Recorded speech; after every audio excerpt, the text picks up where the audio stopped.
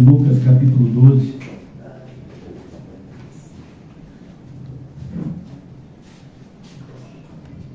A graça do Senhor tem nos conduzido a meditar nesse Evangelho já há algum tempo. Estamos chegando à metade dele. E agora aqui no capítulo 12, o Senhor Jesus vai nos apresentar uma verdade que também aparece no Evangelho de Lucas e que, infelizmente, há alguma confusão no meio evangélico acerca dessa passagem. Que o Senhor nos ajude a dirimir toda confusão, toda dúvida que possa existir na noite de hoje. Aqui no versículo 8, como nós vimos ontem, o Senhor Jesus fala da importância de termos coragem para viver a fé cristã. A coragem não é a coragem do mundo, mas a coragem espiritual que nos faz, inclusive, combater o bom combate da fé contra nós mesmos, principalmente. A coragem para arrancar o olho que me faz pecar, a mão que me faz pecar, o pé que me faz pecar, a coragem que me faz me apartar daquele que eu amo, mas que, dizendo-se irmão, não se comporta como tal. Essa coragem de falar a verdade, que muitas vezes irá fazer com que pessoas que temos muito carinho se apartem de nós. Então essa é a coragem que a Bíblia diz que nós devemos ter. Totalmente diferente da coragem que o mundo nos ensina por meio dos seus filmes, onde é sinônimo de violência ou de atitudes inconsequentes. Mas é uma coragem pautada nos ordenamentos bíblicos, coragem essa que Jesus é o principal modelo dela. E aqui no versículo 8 ele diz: digo-vos ainda, todo aquele que me confessar diante dos homens, também o Filho do Homem, Jesus se referia a si mesmo, o Messias, o confessará diante dos anjos de Deus. Mas o que me negar diante dos homens será negado diante dos anjos de Deus. Jesus fala justamente dessa conexão que existe entre a vida que vivemos aqui na terra e a vida que devemos aguardar no porvir. É importante que nós jamais venhamos a nos enganar nesse aspecto. Vamos colher aquilo que plantamos. Temos sido apresentados a diversos tipos de erros. Algumas pessoas acreditam que por repetir uma frase, elas estão salvas. Nós falamos recentemente sobre a ineficácia dos apelos. Levante a sua mão, aceite a Jesus, responda esse chamado. Algumas pessoas chegam até a nominar como oração do pecador. E isso não está na Bíblia, isso não existe. E essas pessoas acreditam, eu particularmente fui ensinado no início da minha caminhada cristã por um falso mestre nesse sentido, que se eu quisesse ser salvo, era só eu repetir essa oração várias vezes por dia, e aí eu seria salvo. E a Bíblia diz que não, que você precisa nascer de novo.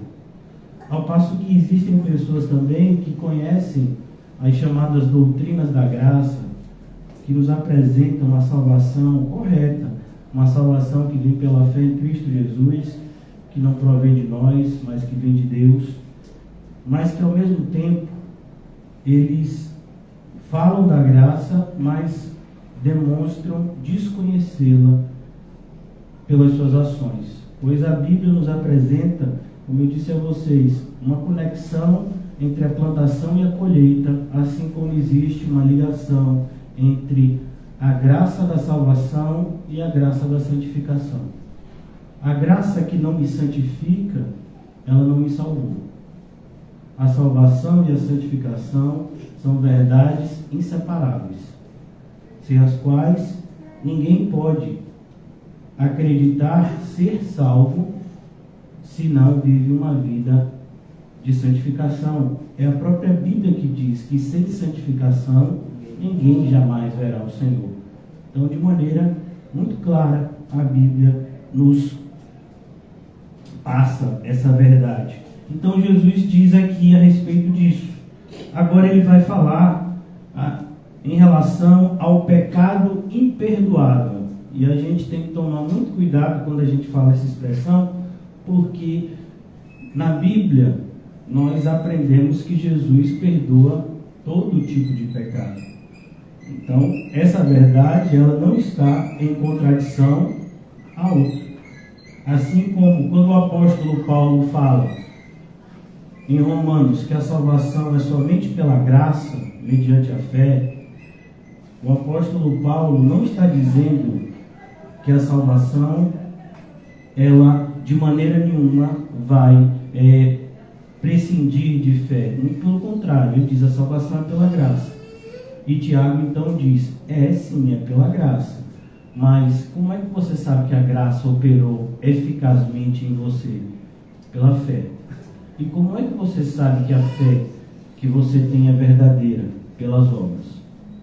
Então, a salvação não é pelas obras, é pela graça, mediante a fé. Mas a grande questão é, o nosso coração é tão enganoso, Satanás, ele é tão ardiloso, que pode produzir em nós uma falsa sensação de salvação. E como está escrito em Mateus capítulo 7, muitos chegarão naquele dia dizendo, Senhor, Senhor, tendo uma convicção de que estão salvos, mas não estão, pois eles não fizeram as contas da forma correta. Então, a Bíblia nunca erra. Nós é que muitas vezes erramos ao estudá-la, não estudando da forma correta. Então, aqui é um desses casos.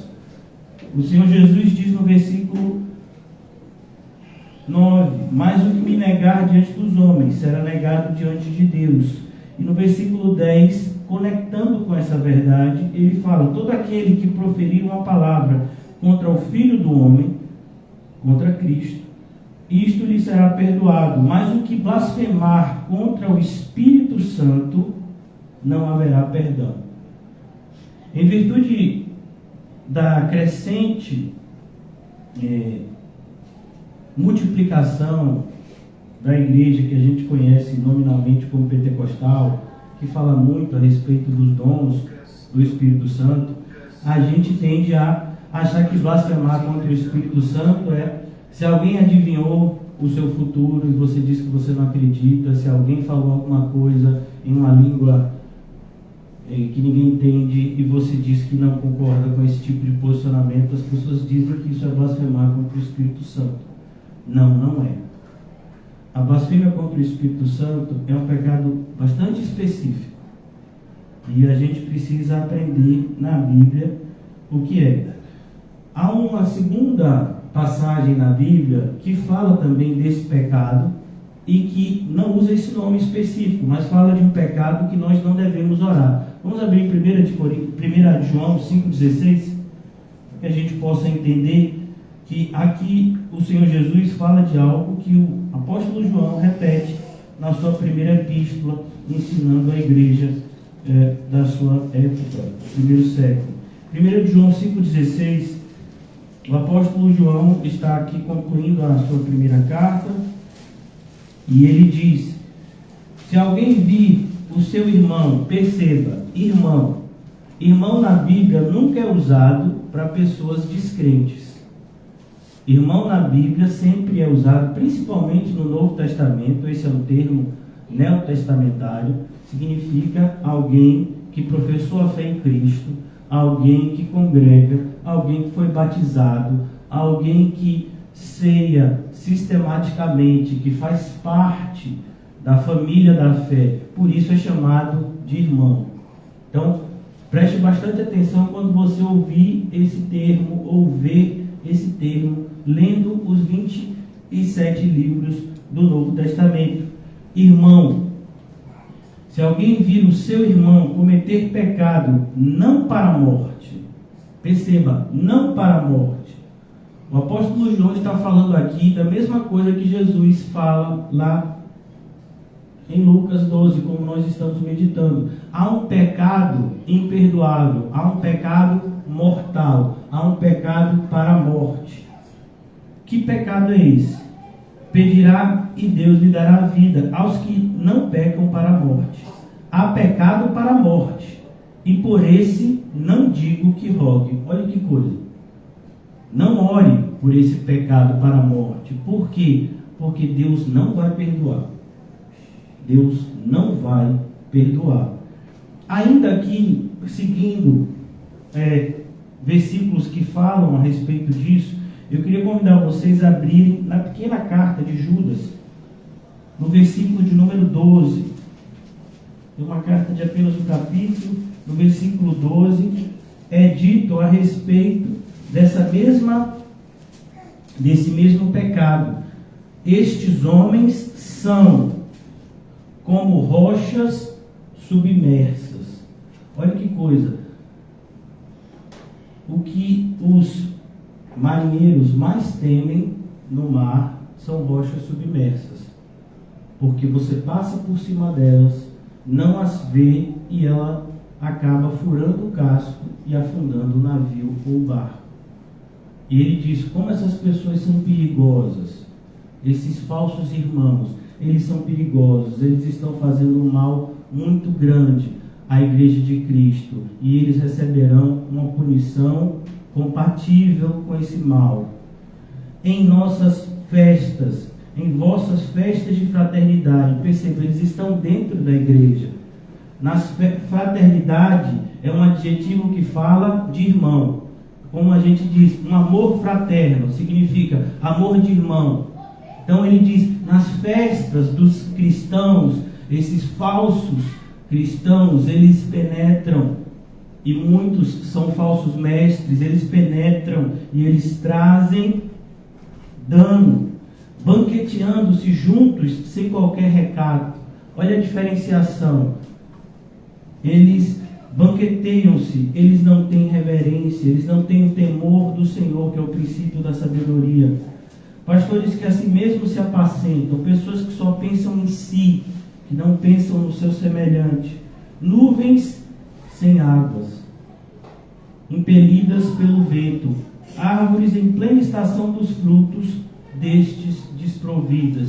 Judas aqui está nos lembrando do milagre que Jesus fez. O único milagre negativo de Jesus foi quando Jesus tirou a vida de uma árvore. Foi a única vez que Jesus fez isso. Todos os milagres de Jesus foram positivos. Ele curou, ele ressuscitou pessoas, ele multiplicou pães, mas a única vez em que Jesus faz algo dessa forma é quando ele foi até uma árvore e ele não encontrou frutos. E ele disse que nunca mais haja fruto em ti. Os discípulos com Jesus foram, quando eles voltaram, eles viram aquela árvore completamente seca, morta. E eles se assustaram. E aqui ele diz, versículo 12, na parte final, duplamente mortas. Então são pessoas duplamente mortas. Não fala só da primeira morte, todos nós nascemos mortos espiritualmente. Efésios capítulo 2 diz, nós nascemos mortos em delitos e pecados, mas aqui fala duplamente mortos. Essas pessoas já estão com os dois pés no inferno e não sabem. Elas já estão lá. O seu lançamento no inferno é apenas uma questão de dias. Já estão condenadas. Desarraigadas. Elas já estão sem raízes. Então, aqui Judas fala da mesma coisa. Apocalipse 9:20. Mais uma vez, eu quero um pouco me aprofundar nos textos correlatos para que fique mais claro para você, para que você perceba que o que Jesus está falando não é algo solto. Apesar de não aparecer blasfêmia contra o Espírito Santo, é como uma expressão anticristo. Quem vai usar essa expressão é o apóstolo João, mas o apóstolo Paulo fala também da ação do anticristo várias vezes e de maneira inclusive pormenorizada em 2 Tessalonicenses.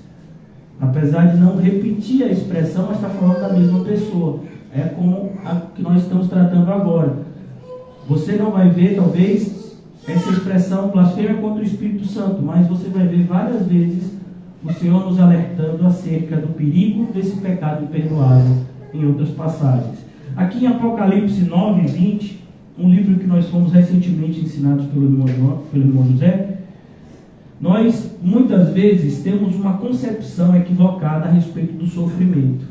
Quando a gente vê uma pessoa sofrendo, seja pela morte de um ente querido, seja por estar passando por algum tipo de necessidade, seja por alguma enfermidade dolorosa, a gente pensa que essa pessoa ela está aberta ao Evangelho. Não, ela não está. A gente pensa que tal pessoa vai buscar a Deus no seu sofrimento. Não, a natureza do homem é o contrário. Quanto mais sofrimento, mais raiva de Deus a gente fica. É isso mesmo, raiva de Deus. As pessoas às vezes não expressam isso, por conta até dos valores que a nossa sociedade impõe, mas as pessoas sentem isso. E a gente percebe isso ao conversar com pessoas que estão em um estágio de sofrimento grande. E aqui no Apocalipse 9:20, nós vamos ver isso. O Senhor está derramando a sua ira, e olha o que acontece. Os outros homens, aqueles que não foram mortos por esses flagelos, Deus enviou tamanha ira, que o mundo inteiro quase foi morto. Poucas pessoas sobreviveram. E essas pessoas que sobreviveram, mesmo diante da fúria de Deus, não se arrependeram. Como assim? Não se arrependeram? As pessoas estão vendo, o juízo de Deus está descendo sobre elas, e elas não vão se arrepender? Não vão. Elas não vão se arrepender, elas vão ficar com raiva de Deus. É como quando você vai conversar com uma pessoa que está com uma enfermidade grave. Aí você apresenta a doutrina maravilhosa da vida eterna. A pessoa não quer a vida eterna, a pessoa quer ser curada. Você chega para a pessoa que às vezes recebeu um diagnóstico de uma enfermidade grave, e você chega, fique em paz. Se você crê em Cristo, você vai sofrer aqui na terra, mas você vai ser salvo. No céu você não vai sofrer de nenhuma dessas enfermidades, não vai sofrer dessas dores. Essa pessoa vai ficar com raiva de você e com raiva da mensagem que você levou para ela, porque ela quer que aquelas dores cessem. Ela quer que a vida dela mude. Ela não aceita a realidade que ela está vivendo. E aqui a Bíblia mostra isso de maneira muito clara. E a gente vê isso também no dia a dia, apesar de nós tentarmos nos convencer do contrário. Obras, versículo de número 20, não se arrependerão das obras das suas mãos. Por quê? Porque o Senhor fala sobre isso? Porque foi justamente essas más obras que trouxeram a ira de Deus para com esse povo. E eles não se arrependem. Essa expressão, ela aparece também no Evangelho de João, quando vai falar da vinda de Cristo. Ele veio para os seus, e os seus não receberam. Aí você continua estudando o Evangelho de João, mais adiante João vai explicar por que eles não receberam. Eles não receberam porque eles amaram mais as trevas do que a luz. Por que eles amaram mais as trevas do que a luz? Porque as suas obras eram más. Então eles não se arrependem, eles não querem mudança de vida. A pessoa que está em inimizade com Deus, ela não quer mudança de vida. Ela aceita até uma mudança de carapuça, uma mudança de rótulo. Ela aceita até um rótulo religioso, mas ela não vai mudar de vida, como a palavra arrependimento significa. Deixando de adorar os demônios e os ídolos de ouro. Olha, perceba que as pessoas que não amam a Cristo, elas não podem jamais adorar a Deus da forma correta. Por mais que elas tenham imagens que remetam à religiosidade cristã, elas estão adorando a demônios. Ah não, mas a igreja cristã é uma só. Não, não é. Nem a igreja evangélica é uma só. Você vai encontrar igrejas que falam a verdade e igrejas que não falam. E os ídolos de ouro e prata, de cobre, de pedra, de pau, e nem podem ver, e nem ouvir, e nem andar. E nem ainda se arrependeram. E nem ainda se arrependeram dos seus assassínios. Versículo 21. Nem das suas feitiçarias, nem da sua prostituição, e nem dos seus furtos. Perceba, não é por conta de falta de sofrimento, é por conta de falta de arrependimento. E esse pecado contra o Espírito Santo, eu queria deixar isso muito claro, é justamente quando uma pessoa entende com clareza a mensagem do Evangelho, mas ela rejeita essa verdade no seu coração. Então, o pecado do Espírito Santo, a blasfêmia contra o Espírito Santo, ela só vai acontecer para aquelas pessoas que conscientemente entenderam o Evangelho. Então, você chega para uma pessoa e você vai explicar, você vai mostrar para ela que Cristo Jesus veio ao mundo salvar pecadores, que nós cremos em Cristo e somos salvos. Essa pessoa vai entender isso, mas no seu coração ela vai rejeitar. Isso é blasfêmia contra o Espírito Santo. Por isso que esse pecado, sempre quando as vezes que ele apareceu, que Jesus falou sobre esse assunto, ele estava sempre na cena os fariseus e os escribas, que eram aqueles que entendiam, porque eles tinham um conhecimento intelectual das profecias a respeito do Messias. Mas apesar de saber tudo isso, eles rejeitaram no seu coração. Então é importante, irmãos, que todos nós venhamos a analisar. Porque no capítulo 12, voltando agora para o capítulo 12 de Lucas, nesse capítulo 12 nós vamos aprender um pouco mais adiante uma verdade que deve trazer a nós temor. É o versículo 48 do capítulo 12. Mais adiante. Nós não vamos falar sobre ele hoje, mas eu quero apresentar apenas para elucidar o princípio que nós estamos meditando. Aquele, porém, que não soube a vontade do seu Senhor, fala justamente dessas pessoas. Elas não souberam da vontade do seu Senhor. Uma pessoa que nunca foi evangelizada, uma pessoa que nunca ouviu a mensagem de Cristo, essa pessoa vai morrer. E ela vai para onde? Para o inferno. Ah, não, mas isso não é justo. E quem é você para dizer o que é justo ou não? Quem sou eu? O padrão de justiça é determinado pelo Criador, não pela criatura. Perceba que a onipotência de Deus poderia proporcionar um missionário para evangelizar aquela pessoa. Se não foi, Deus sabe o que está fazendo. Deus sabe que, se fosse, a pessoa não creria e seria condenado. Aqueles que Deus elegeu para a salvação, eles ouvirão o Evangelho e serão salvos. As minhas ovelhas ouvirão a minha voz e me seguirão. Elas são minhas ovelhas, eu dei a vida por elas. E ninguém pode arrebatá-las da minha mão, porque o Pai que mais deu é maior do que todos. Mas aqui é importante que eu e você possamos entender. Não sabemos muitas coisas acerca da vida por vir. Quando nós falamos a respeito da realidade do céu e do inferno, falamos com muito cuidado, porque a Bíblia ela não apresenta pormenores a respeito desses dois lugares, mas nos apresenta o suficiente para que possamos saber que esses dois lugares existem e que eles são opostos entre si. O céu é uma alegria indizível e eterna. O inferno é um sofrimento indizível e eterno. A Bíblia deixa essas verdades claras, cristalinas.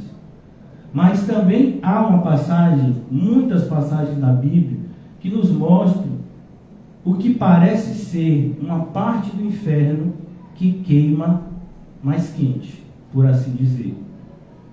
Existem determinadas ações aqui na terra que trarão para as pessoas uma fúria, uma cólera ainda maior da parte de Deus. É isso que nós estamos lendo aqui no capítulo 12, versículo 48. Perceba que aquele que não sabia, ele vai ser condenado. Porque a obrigação era saber. Todos nós já nascemos com a obrigação de buscar, conhecer aquele que nos criou. O reverenciar, o adorar é a nossa obrigação, que nós não fazemos. Nem por isso nós somos desculpáveis, mas pelo contrário, somos indesculpáveis. Aquele, porém, que não soube a vontade do seu Senhor e fez coisas dignas de reprovação, ele fez coisas dignas de reprovação, levará poucos açoites. Perceba, um açoite só do Senhor condena a terra inteira. Quando no Antigo Testamento um pastor do passado, ele fez um sermão que ficou conhecido como um dos sermões mais, perdoe a redundância, mais conhecidos da história da igreja, pecadores na mão de um Deus irado. Foi um pastor do passado chamado Jonathan Edwards. Quando ele pregou esse sermão na congregação que ele pastoreava, os irmãos tiveram uma visão do chão se abrindo e deles sendo tragados para o inferno. E ele usou como base para a sua pregação Deuteronômio 32, se eu não me engano, que fala: quando Deus resvalar o seu pé na terra. Tamanho poder de Deus. Porque às vezes a gente pensa assim, não, vai receber poucos açoites. Você já imaginou o tamanho da mão de Deus? Se Deus der só um açoite em mim e você, será que sobra alguma coisa? É porque, sabe, a gente não tem ideia, muitas vezes, do Deus verdadeiro. Criamos um Deus compatível com a nossa incredulidade e pecamos. Então ele diz aqui: mas aquele a quem muito foi dado, eu e você. Você está recebendo algo aqui que muitas pessoas no mundo desejariam receber. Um evangelho sendo pregado no seu idioma por uma pessoa que não está com interesses espúrios. Você não está pagando nada aqui, você não vai ser coagido a nada aqui. Todos nós estamos aqui como servos de Deus para apresentar a mensagem de Cristo. Existem pessoas no mundo inteiro que desejariam estar em uma reunião como essa, mas não estão. Existem países no mundo onde reuniões como essa são crimes. E as pessoas que se reúnem, elas correm o risco de serem presas e mortas. Mas nós estamos aqui, recebendo graciosamente o Evangelho de Cristo. Por isso, seremos mais cobrados. Não tenha dúvida. Não tenha dúvida. A quem muito foi dado, muito lhe será exigido. E aquele a quem muito se confia, muito mais lhe pedirão. É exatamente essa conexão com o que Jesus está falando no versículo, irmãos, de número 10. Quando Jesus fala da blasfêmia contra o Espírito Santo, ele está falando de pessoas que receberam o Evangelho, de pessoas que receberam o verdadeiro Evangelho, de pessoas que receberam a preciosidade de ver a ação do Espírito Santo santificando pessoas ao seu redor. Como nós vimos em Atos capítulo 2, quando Pedro pregou a primeira mensagem da igreja de arrependimento. Muitos creram, mas tantos outros não creram. A Bíblia vai dizer que 3.000 creram e se batizaram naquele dia. Mas você acha que só tinham 3.000 pessoas ouvindo? A história nos mostra que na data festiva em Jerusalém, nas datas festivas, Pentecostes é uma festividade judaica, não é uma festividade cristã. Assim como a Páscoa no Antigo Testamento é uma festividade judaica, a nossa Páscoa é Cristo. Então, nessas festividades oficiais do calendário judaico, centenas de milhares de pessoas se arremetiam para Jerusalém. Centenas de milhares. Quantas se converteram? 3.000. Então, quantas outras dezenas de milhares de pessoas ouviram falar do sermão de Pedro e não deram crédito? Então, nós precisamos nos atentar para essa verdade. A condenação, ela é real para aqueles que rejeitam a mensagem do Evangelho. Por isso que temos que tomar muito cuidado quando nós apresentamos um Evangelho adocicado. Um Evangelho que não nos coloca contra a parede. Porque o Evangelho é uma mensagem que inevitavelmente cobra de nós uma decisão radical. Seja sim, seja não. Perceba o que o próprio Jesus nos apresenta. Olha que coisa. Vamos abrir no Evangelho de Marcos. Marcos capítulo 8. Em Lucas também nós vamos ver Jesus falando dessa mesma forma. Mas olha o que está escrito em Marcos capítulo 8, versículo de número 34. Falamos muitas vezes durante a pandemia, durante a fase mais aguda da pandemia, nós pregamos muitas vezes esse texto. Os irmãos devem estar lembrados. Versículo 34, Marcos 8. Então, convocando a multidão e juntamente os seus discípulos, disse-lhes: se alguém, perceba, é algo voluntário. Você não é obrigado. Se alguém, perceba, se alguém quer vir após mim, Jesus está dizendo, se alguém quiser me seguir, e seguir aqui no contexto judaico, que é o contexto que Jesus está pregando aqui no primeiro século, significa ser discípulo de alguém, imitar os passos daquela pessoa. Jesus diz, você precisa entender as exigências de me seguir. E aí então ele apresenta, a si mesmo se negue. Quantos por cento você tem que se negar? 100%. Jesus nos coloca diante de um cenário que é cobrado de mim, de você, uma postura radical. Nós já lemos no Evangelho de Lucas, Jesus falando que quem comigo não ajunta, espalha. Quem não é por mim, está contra mim. Aqui Jesus diz, você que quer me seguir, negue-se a si mesmo, tome a sua cruz. A ideia é, aceite a sua morte. Aceite a sua morte por amor a mim. Não busque mais ambições humanas, mas a partir de agora comece a entesourar no céu. É isso que a mensagem na cruz nos ensina. E então ele diz, siga-me. E o siga-me aqui é diferente do que ele fala no começo. Se alguém quer vir após mim, esse siga-me aqui está apontando agora para a terceira e mais difícil etapa do discipulado cristão, que é seguir os passos de Jesus todos os dias. Negue-se a si mesmo, tome a sua cruz e imite. Faça o que eu ensinei a vocês todos os dias. Quem quiser, pois, salvar a sua vida, versículo 35. Por que Jesus apresenta isso logo depois? Porque ele já sabia que muitas pessoas iriam ouvir o seu chamado e dizer, não, se eu for fazer isso, eu vou perder minha vida.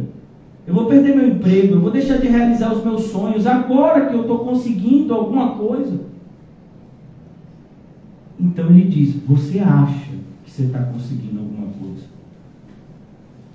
Quem quiser, pois, salvar a sua vida, perdê-la. Olha que desastre você ter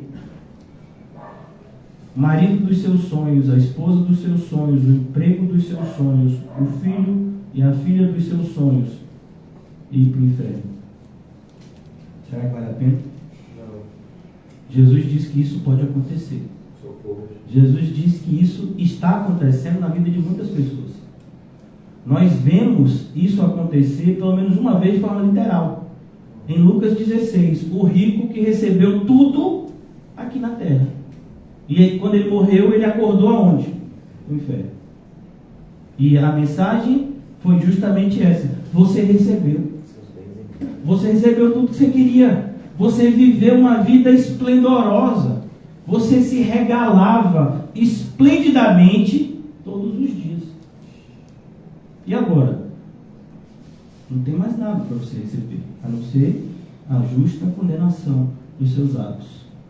E aqui Jesus mostra: perder, todo aquele que tentar salvar a sua vida, perdê-la-á. E quem perder a vida por causa de mim. Então você olha para uma pessoa que está perdendo as coisas por causa do Evangelho. A pessoa está sendo denegrida, a pessoa está sendo ultrajada, a pessoa está perdendo dinheiro, a pessoa está perdendo bens, a pessoa perde o emprego, perde inclusive o respeito dos seus familiares e amigos. E você acha que essa pessoa é uma derrotada? Você acha? Todo aquele que perder a sua vida por minha causa, que nós diríamos do apóstolo Paulo, quando ele traz a lista de coisas que ele perdeu por conta de amar a Cristo e de propagar o seu santo evangelho. O que você acha que aconteceu com o apóstolo Pedro, que tinha uma vida relativamente tranquila como pescador no mar da Galileia?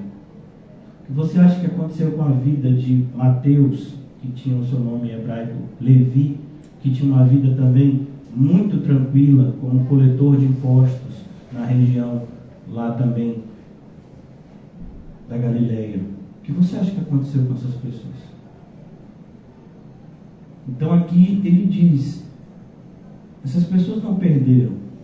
Parece para muitos que elas perderam. Por que parece? Porque as pessoas que estão na carne, elas não podem entender as coisas de Deus. E quem perder a vida por causa de mim, do Evangelho, salvá-la-á. O que aproveita? Jesus faz uma pergunta. O que aproveita ao homem ganhar o mundo inteiro e perder a sua alma?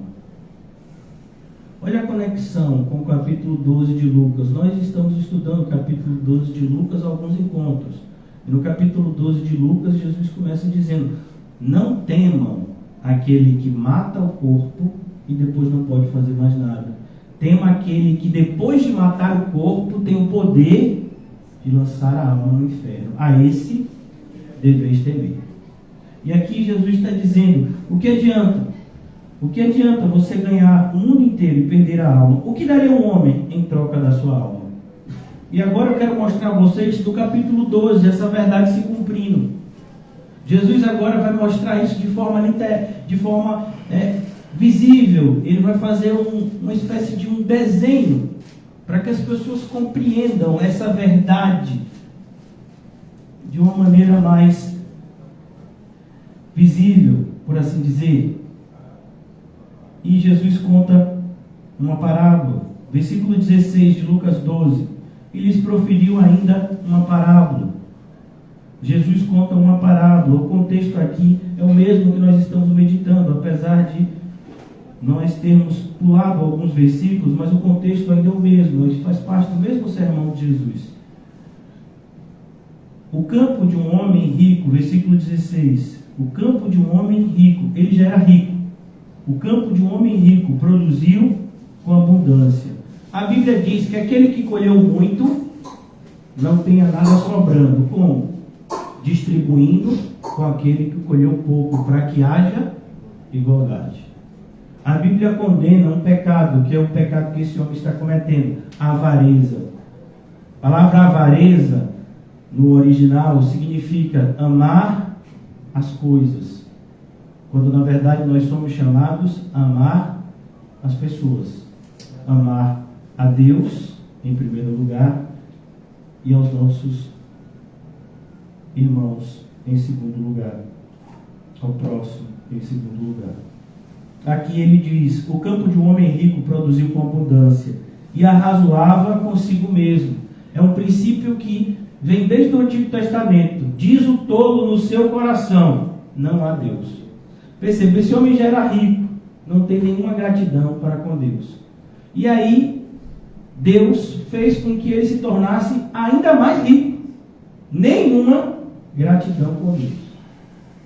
Nenhuma compaixão daquele que tem menos. Mas ele arrazoava consigo mesmo. Não é a realidade dos ricos da nossa geração? Que querem ser ainda mais ricos e satisfazer os seus deleites. O que farei, pois? Não tenho onde recolher. Percebe, esse homem se tornou tão rico que ele disse: eu não tenho onde guardar. Você já imaginou você ter uma quantidade de dinheiro que você não tem onde guardar? Eu estou com um problema muito grave.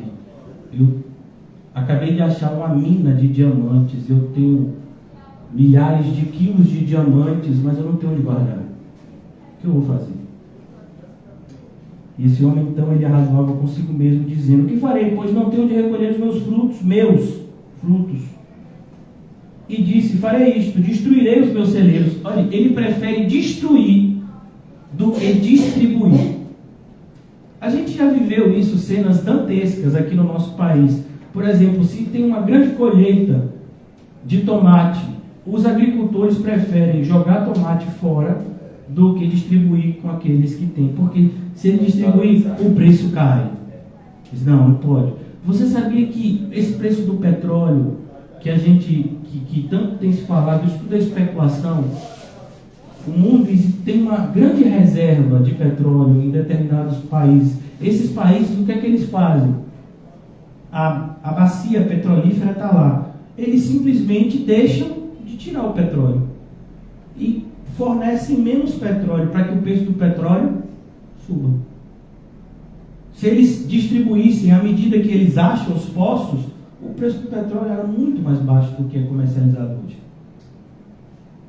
Mas eles não estão preocupados com isso. Eles estão preocupados em ficar ricos.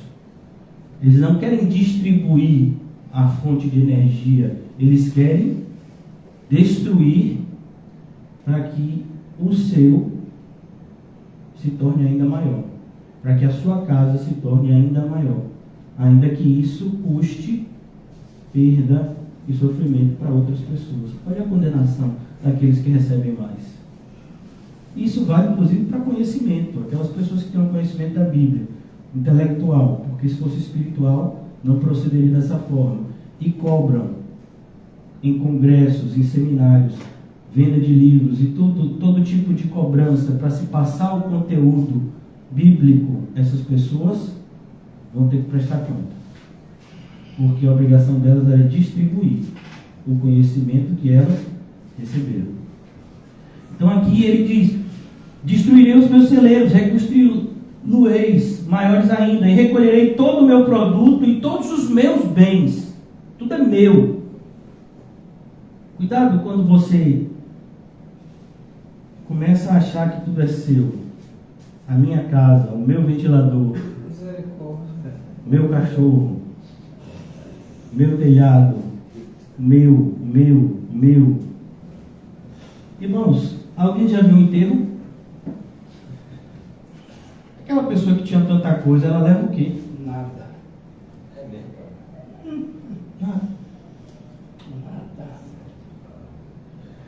Essa frase, ela ficou bem conhecida na época, meados do século passado.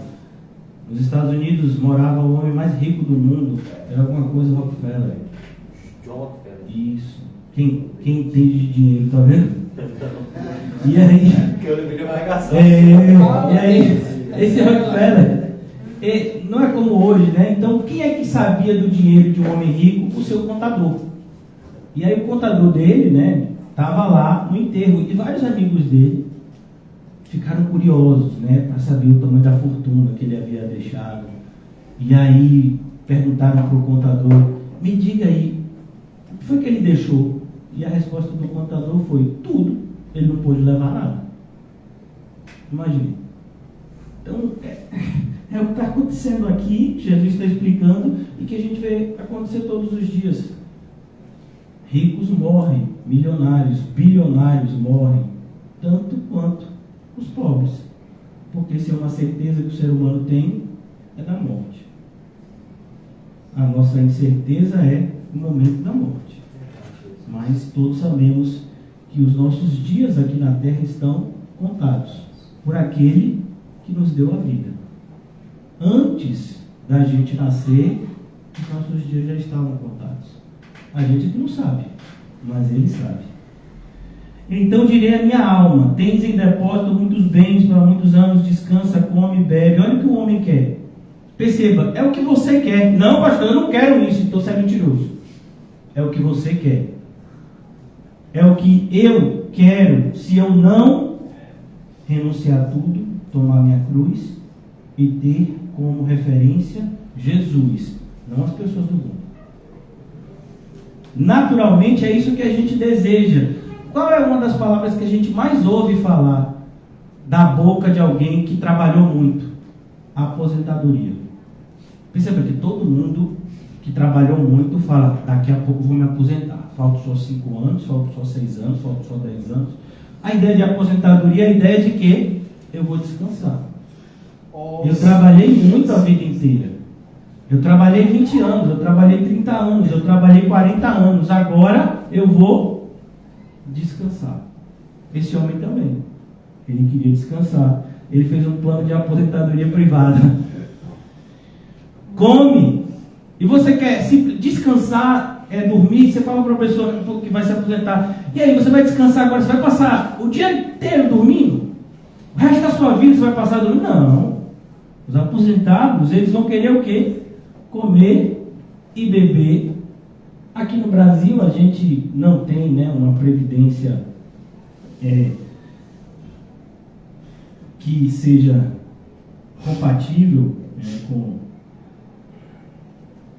o que é correto, para não falar outra coisa. Mas em países ricos, quando a pessoa trabalha determinados anos, ela não trabalha mais. Ela vai viver com a renda que ela conseguiu juntar desses anos, e ela vai ficar fazendo viagens, vai ter algum tipo de hobby. E você vê muito isso, por exemplo, nos Estados Unidos. Então, as pessoas começam a jogar golfe, jogar tênis, praticar determinadas coisas, porque agora elas têm tempo de sobra e elas precisam preencher esse tempo. Olha que coisa, esse estilo de vida é um estilo de vida do século XXI, mas Jesus está falando disso no primeiro século. Será que ninguém leu isso? Muitas das pessoas que praticam esse estilo de vida já leram isso aqui. Mas é o que a gente tem falado. Elas entenderam, mas rejeitaram. Por isso que é o pecado imperdoável. Porque essas pessoas não se arrependerão. E uma vez que não se arrependerão, e não se arrependeram, tanto no passado quanto no futuro, elas não serão perdoadas. Jesus já havia dito que sem arrependimento não há remissão de pecados. Então, o pecado da blasfêmia contra o Espírito Santo é um pecado que está atrelado com a obra do Espírito Santo na vida do pecador que é salvo. O que o Espírito Santo produz em nós? O Senhor Jesus fala isso no Evangelho de João. Eu não vou me delongar, mas o Senhor Jesus fala isso no Evangelho de João e diz: o que o Espírito Santo vem fazer? Nos convencer do pecado, da justiça e do juízo. Jesus está dizendo o que com isso? Ele vem nos convencer que nós somos pecadores e que nós precisamos nos arrepender dos nossos pecados e crer na obra expiatória de Cristo. É isso que o Espírito Santo faz. O Espírito Santo não nos leva a adorar o Espírito Santo, como algumas pessoas ensinam erradamente. O Espírito Santo nos leva a nos prostrar aos pés de Cristo, a reverenciá-lo e a seguir. O Espírito Santo faz essa obra no coração do pecador eleito, que se arrepende, que professa a sua fé de maneira correta e fidedigna no seu Salvador. Então é importante que você compreenda. Versículo 20. Olhe como Deus chama a nossa geração. a geração que busca satisfação em primeiro lugar do que santificação. Santificação é extremamente mais lucrativa do que satisfação, se você é uma pessoa que pensa na vida eterna. Mas Deus disse, louco, e a palavra louco, irmãos, ela é um pouco diferente da nossa aplicação cotidiana. Normalmente chamamos pessoas loucas, pessoas que têm algum tipo de deficiência mental, alguma enfermidade mental, mas louco, do ponto de vista do texto que nós estamos meditando, significa alguém que não está pensando direito, alguém que não está levando em consideração o que está diante dele. Louco, esta noite, olha, não é daqui a um ano, não é daqui a 6 meses, não é na semana que vem, esta noite. Perceba que para as pessoas, para os ímpios, o Senhor vem como ladrão, na hora que eles não esperam. Louco, esta noite te pedirão a tua alma. Esse homem era riquíssimo, mas ele não tinha a alma dele. Pedirão a tua alma. E o que tens preparado? Perceba toda essa obra que ele planejou para viver uma vida que ele mesmo projetou para si. Tudo que você preparou, para quem será? Para quem será? A ideia é, você não vai aproveitar nada do que você planejou. Assim é o que entesoura para si mesmo e não é rico para com Deus. Perceba que essa é a acusação para com os fariseus, para com os líderes religiosos. Jesus chama eles, em outra passagem, de avarentos. Jesus vai mostrar que essas pessoas haviam amado tanto ao dinheiro que fizeram a loucura de transformar a casa de Deus num covil de ladrões e salteadores. Olha que loucura. É isso aqui que a gente está vendo, a blasfêmia contra o Espírito Santo. Transformar algo santo em algo que é profano, somente para obter lucro. Por isso Jesus está dizendo, todo aquele que proferir uma palavra contra o Filho do Homem, isso lhe será perdoado. Muitas pessoas vão falar de Jesus porque ainda não conhecem a Jesus. Veja o exemplo de Saulo de Tarso, que não somente odiava a Jesus, como perseguia aqueles que amavam a Jesus. Mas ele, quando conheceu Jesus, se arrependeu, creu e passou agora a viver para levar a mensagem de Cristo que o salvou para que salvasse outras pessoas. Ele havia blasfemado contra Cristo, mas quando foi convencido pelo Espírito Santo, ele não blasfemou. Ele creu. Ele não rejeitou a obra do Espírito Santo, que convence o homem do pecado, da justiça e do juízo, mas ele creu. Ele ficou 3 dias orando, sem comer, cego.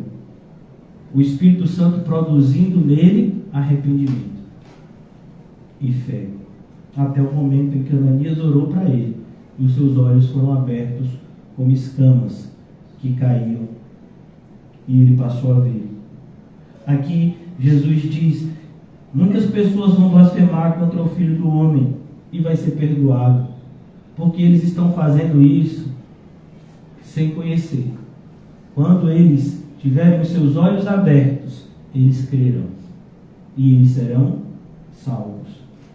Mas ele fala agora, mas aquele que blasfemar contra o Espírito Santo. É esse ministério do Espírito Santo que muitas pessoas não somente não compreendem, como deturpam. O apóstolo Pedro fala a respeito desse e de outros assuntos, dizendo que incautos deturpam o que o apóstolo Paulo falava, bem como as outras partes da Escritura, para sua própria condenação fazem. Ele fala isso, só me engano, em 2 Coríntios, 2 Pedro, capítulo 3. E aqui, mais uma passagem. Qual é a obra do Espírito Santo? E eu quero ler com vocês para que a gente possa concluir na noite de hoje e esse assunto fique bem alicerçado na sua mente e bem enraizado no nosso coração. Evangelho de João. O Senhor Jesus, ele está se despedindo dos seus apóstolos. Versículo capítulo 16. Eu não quero me delongar, mas eu gostaria de passar para vocês o conhecimento de Cristo a respeito desse assunto. Capítulo 16 do Evangelho de João. Jesus está se despedindo dos seus discípulos, dos seus apóstolos, mas ele mostra para esses apóstolos que ele iria, porque o propósito do Senhor Jesus era cumprir a obra de salvação. Por isso que quando ele se entrega na cruz do Calvário, ele profere a expressão em grego que significa está consumado, está cumprido. Então, ele cumpriu.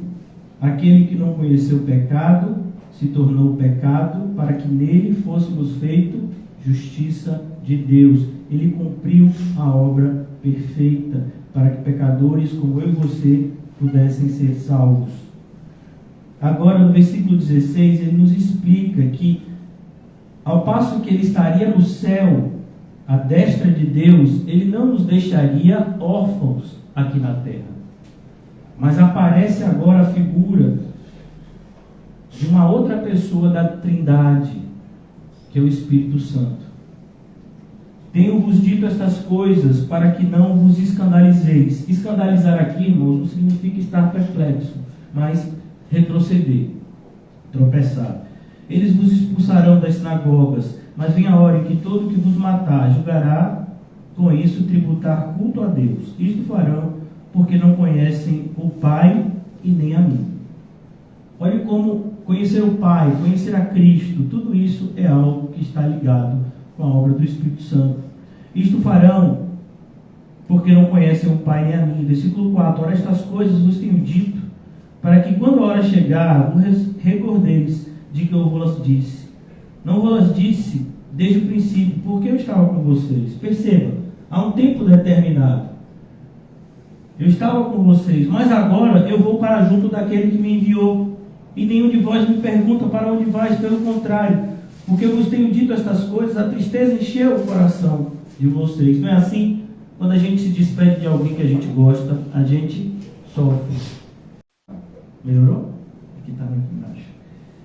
Versículo 8. Quando ele vier, olha que coisa. Quando ele vier, o Espírito Santo que está em nós, o Espírito Santo que está agindo nessa noite, nós cremos aqui nesse local, ele convencerá o mundo. O mundo inteiro? Não. O mundo aqui está falando de pessoas de todos os povos, línguas e nações. O mundo aqui não está falando da totalidade de pessoas, mas da amplitude geográfica que o Evangelho alcançaria. Olha que coisa. Isso é escrito no primeiro século, diante de um grupo de pessoas pequenas que normalmente falavam o idioma deles. Olha, essa mensagem vai alcançar o mundo inteiro. O nosso continente não tinha sequer ainda sido descoberto, por assim dizer, pelos europeus. Já existiam habitantes aqui, os índios, mas o Evangelho vem chegar no nosso continente mais de 1.500 anos depois de que Jesus proferiu essa verdade. Quando ele vier, convencerá o mundo do pecado, da justiça e do juízo. Do pecado. Qual é o pecado? A incredulidade. Do pecado, porque não crê em mim. Da justiça, porque eu vou para o Pai. Porque a justiça é Cristo indo para o Pai. O que teve que acontecer para Cristo ir para o Pai?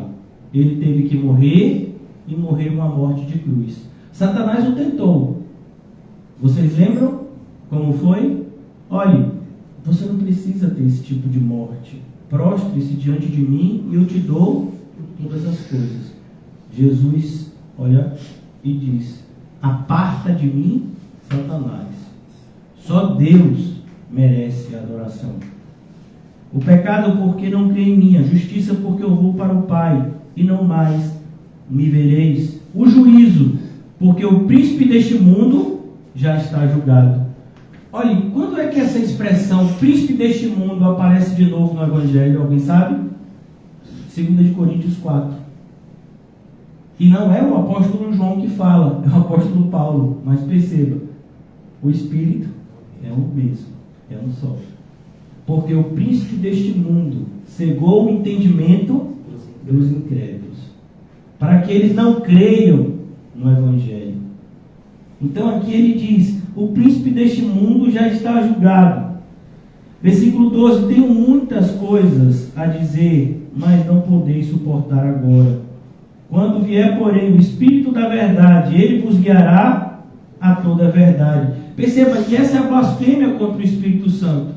É quando o pecador rejeita no seu coração essa verdade, que ele conheceu intelectualmente, mas ele não recebeu no coração. Ele não teve a sua vida transformada. Apesar de conhecer, apesar de poder muitas vezes professar verbalmente, mas ele não teve a sua vida transformada. É por isso que Tiago vai dizer: a fé sem obras é morta. Ele diz: você acha que tal fé pode salvá-lo? O Espírito da verdade vos guiará em toda a verdade, porque não falará por si mesmo, mas dirá tudo o que tiver ouvido, e vos anunciará as coisas que hão de vir. Ele me glorificará. O Espírito Santo não glorifica o Espírito Santo. O Espírito Santo glorificará a Cristo, porque há de receber o que é meu e vos há de anunciar. Tudo quanto o Pai tem é meu, por isso é que vos disse: há de receber o que é meu e vos há de anunciar. É o Espírito Santo que nos dá o privilégio de conhecermos a Cristo e de sermos propagadores da mensagem de Cristo. Por isso, irmãos, diante dessa verdade que nós vimos aqui em Lucas capítulo 12, essa blasfêmia contra o Espírito Santo, eu queria dizer apenas mais 3 alertas para a gente concluir. Nós precisamos orar para que sejamos libertos, primeira coisa, do conhecimento meramente intelectual. Então, muitas vezes, vamos compreender a verdade do Evangelho. A verdade do Evangelho, ela é simples. Você não precisa nem ser alfabetizado para compreender.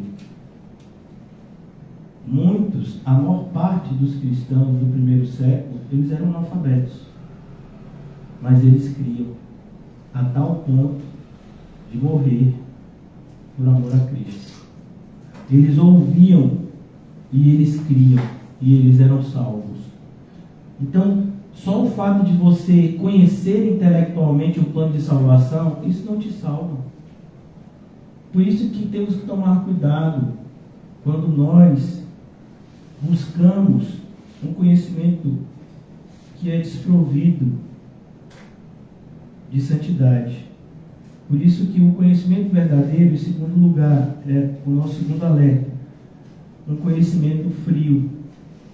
Temos que tomar cuidado com um conhecimento que não arde no nosso coração, um conhecimento que não nos incomoda, um conhecimento que não traz para nós dor em virtude de nós não estarmos vivendo ainda debaixo do padrão de Deus.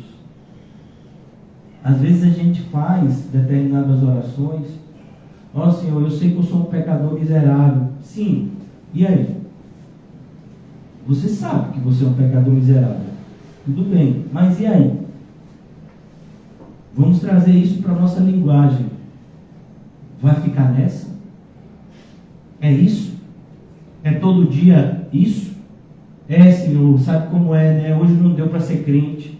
Semana que vem, Senhor, o Senhor sabe, essa semana não deu para ser crente. Daqui a um mês, Senhor, o Senhor sabe, esse mês não deu para ser crente. E aí? Aí você acha que você vai para o céu? Você acha que você é salvo? Então, a gente tem que tomar cuidado, irmãos, porque o conhecer, sem ser transformado pelo conhecimento, é sinal de condenação e não de salvação. E às vezes a gente tem confundido isso. A gente tem conhecido as verdades do Senhor pela graça, mas se não termos sido transformados, não há graça, há juízo. A transformação, ela é necessária. Amém? Segundo, terceiro e última alerta, para a gente concluir, é o perigo de nós vivermos uma vida cristã sem santificação. É o que acontecia com o caso dos fariseus, dos escribas, com o caso dos herodianos, com o caso de muitos que se diziam cristãos no primeiro século e foram repreendidos. O exemplo que nós temos da igreja de Tiatira, que professava a fé em Cristo, mas que viviam de forma libertina, que estavam transtornando a graça de Deus. Então, é preciso que a gente tenha esse alerta. Podemos estar, se não blasfemando contra o Espírito Santo, que é um pecado imperdoável, e eu creio que ainda não chegamos nesse patamar, espero que nunca cheguemos. Mas a ideia aqui é, há um alerta também, há uma vida que o cristão pode viver que entristece o Espírito Santo. E essa não é uma vida que a gente tem que buscar viver. A Bíblia diz, não entristeçais o Espírito. Você acha que o Espírito Santo que habita em você, se você é um cristão verdadeiro, e eu quero acreditar que você é, você que é um cristão verdadeiro, está aqui, está ouvindo, você acha que a vida que você viveu hoje, o Espírito Santo ficou feliz? Ele mora em você, você é uma habitação dele. Ele viu tudo que você viu, ele viu tudo que você pensou, ele sabe tudo que você imaginou. Você acha que ele está triste ou ele está feliz? E é isso que a gente tem que pensar, irmãos. Será que, como cristãos, a gente vai viver uma vida de entristecer sistematicamente o Espírito Santo? Essa vida de constante desculpa do nosso pecado, sem nenhuma demonstração de um arrependimento transformador? É isso que essa igreja, a igreja da nossa geração, tem vivido. É um passar a mão constantemente na cabeça do pecador, quando na verdade nós deveríamos estar confrontando o nosso pecado e do nosso irmão por amor.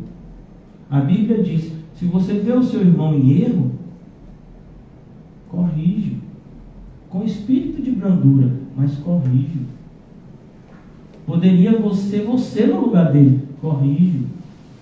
Porque aquele que sabe fazer o bem e não faz, nisto comete pecado.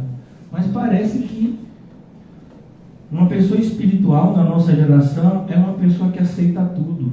É uma pessoa que não tem raízes na verdade que professa crer. Não, nós precisamos dizer que isso não é assim.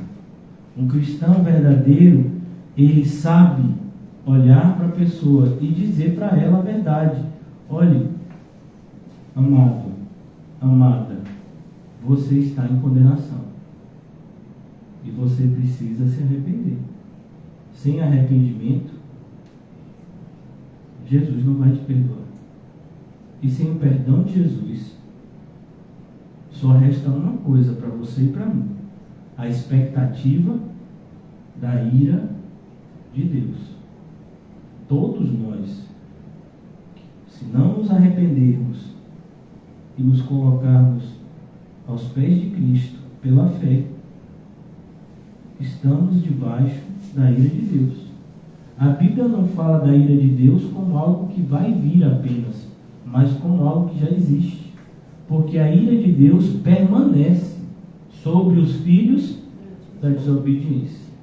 aqueles que sistematicamente são alertados, mas não dão ouvidos, não dão atenção aos alertas,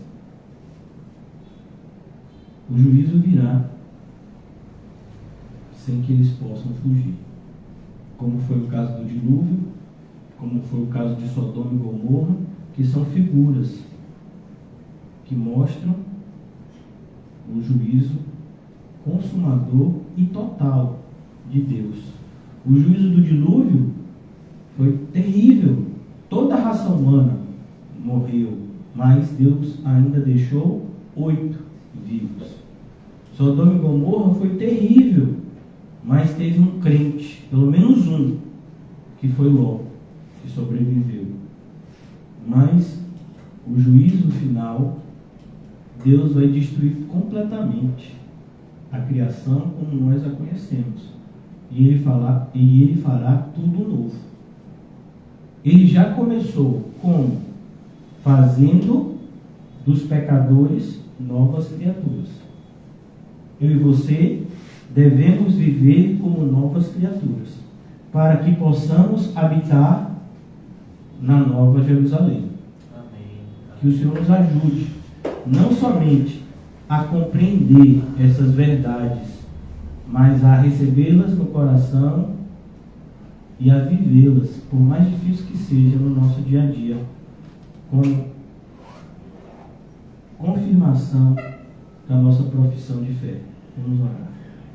Amado Deus, nós nos colocamos diante de Ti, única e exclusivamente, pela graça de Cristo, que nos alcançou pelo Seu sangue. Tamanho é a vileza do nosso pecado, que aquele que não cometeu pecado teve que morrer em nosso lugar. Mas, Senhor, não nos deixa viver uma vida que entristeça ao Senhor. Mas nós oramos para que o mesmo Espírito que testifica em nós a salvação evidencie em nós a santificação. Ajuda-nos, Senhor, a colocar para fora todo o lixo que temos acumulado. Ajuda-nos, Senhor, a ter a coragem espiritual de lançar fora a nossa mão e o nosso pé, o nosso olho, se eles estão nos fazendo pecar. Nos dai, Senhor, a convicção de que a vida só é vida se for vivida pelo autor da vida. A vida só é vida se nós já vencemos a morte pelo sangue de Cristo. Não nos deixa, Senhor, nutrir falsas expectativas de salvação. Não nos deixa, Senhor, cometermos essa loucura do auto-engano, professando e enganando a nós mesmos e aos outros que somos de Cristo, quando efetivamente jamais o conhecemos espiritualmente. Senhor Jesus, que haja em nós o mesmo Espírito que habitou no Senhor. Que haja em nós, Senhor, o mesmo sentimento, a mesma vontade de agradar ao Pai em todas as coisas. Que haja em nós, Senhor, a convicção de que o nosso reino não é deste mundo. Que se nós já ressuscitamos com Cristo, vivemos agora buscando as coisas que são do alto, entesourando no céu não mais na terra. Ajuda-nos, Senhor Jesus, a viver essa vida poderosa, onde as circunstâncias não mais nos abalam, pois o nosso coração está guardado no Senhor. Ajuda-nos, Senhor, a viver essa vida que faz com que nos tornemos luz e sal, servos teus que o Senhor há de usar para a tua glória e para a santificação e salvação de todos os nossos irmãos e irmãs espalhados pelos 4 cantos do mundo. Em nome de Jesus, amém e graças a Deus. Amém, irmãos? Saúdem-se mutuamente e vivam debaixo desse alerta. A incredulidade é mortal. Amém.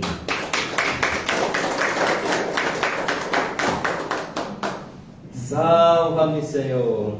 Amém.